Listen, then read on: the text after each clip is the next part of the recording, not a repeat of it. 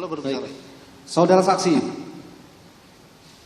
jadi di dalam keterangan saudara tadi mengatakan bahwa ada beberapa poin keberatan saudara atas konten video yang telah dibuat oleh terdakwa, yaitu antara lain di situ perkataan pertama, jadi Luhut bisa dibilang bermain-main di dalam pertambangan yang terjadi di Papua pada saat ini. Itu satu poin. Terus yang kedua, saudara juga menerangkan ada keberatan terkait dengan judul kontennya, yaitu ada lot Luhut. Ada lot Luhut di balik relasi ekonomi dan operasi militer di Intan Jaya, Papua. Ada juga Jenderal Bin ngehantam. Itu judulnya keberatan yang kedua.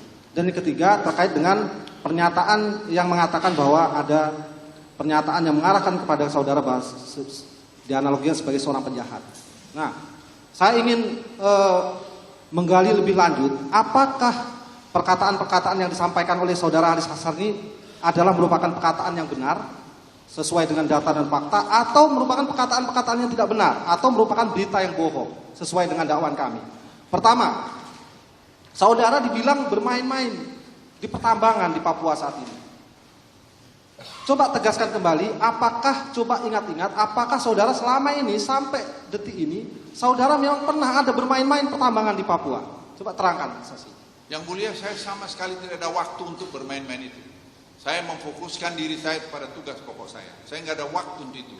Dan janji saya pada diri saya, memang saya tidak mau berbisnis selama saya menjadi pejabat negara. Dan itu saya janji sampai hari ini. Dan saya ingin selesaikan tugas saya sampai 2024 seperti itu. Karena itu saya kira penting pembelajaran buat anak-anak muda di kantor saya. Sehingga kredibilitas yang kita bangun itu saya kira dinikmati banyak orang di Republik ini maupun di luar negeri terhadap Indonesia hari ini.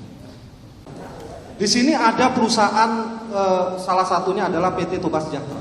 Apakah ada hubungan saudara dengan PT Toba Sejahtera, saudara saksi? Saya tidak tahu persis lagi karena saya jujur sejak saya masuk di kabinet saya tidak pernah mencampurin usaha lagi. Saya sudah pull out dari situ. Tidak Tapi pernah. sepanjang yang saya tahu tidak ada sama sekali. Nah, tidak pernah tahu ya.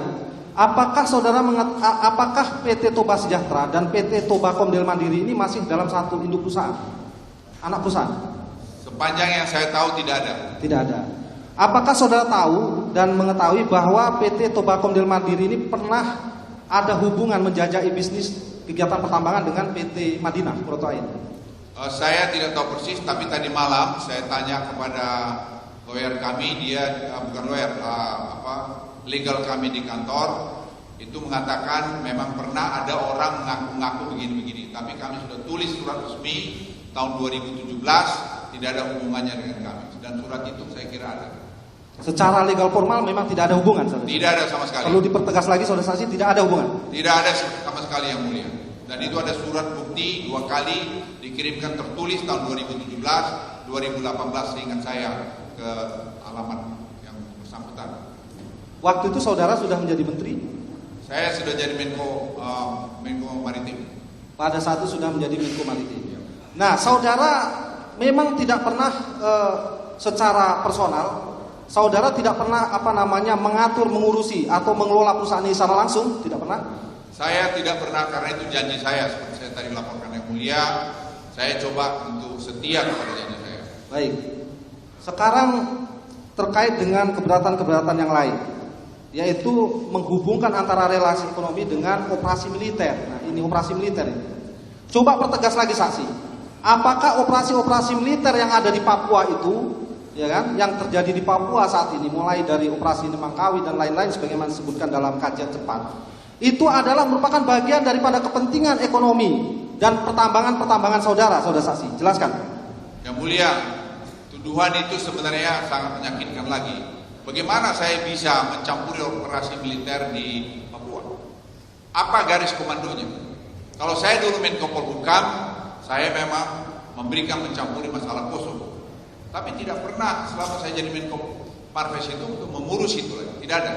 Jadi kalau ada tuduhan-tuduhan atau pikiran seperti itu yang mulia, itu saya kira yang dicari-cari. Baik. Di sini ada juga terkait dengan fakta bahwa ada kepentingan untuk membuka akses jalan ke lokasi tambang. Nah, apakah jalan Trans Papua seperti yang kita ketahui, seperti yang sekarang sedang digalakkan pembangunannya oleh pemerintah, itu juga merupakan bagian daripada kepentingan saudara untuk bermain tambang di sana? Saudara saksi, silakan jelaskan. Yang mulia, itu terlalu naif lagi. Itu program Presiden Joko Widodo memang membuat Trans Papua itu. Jadi tidak ada hubungannya sama sekali dengan itu. Tidak ada hubungan ya, saudara saksi ya.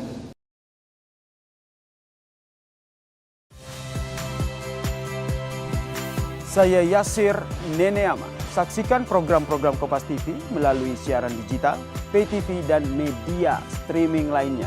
Kompas TV, independen, terpercaya.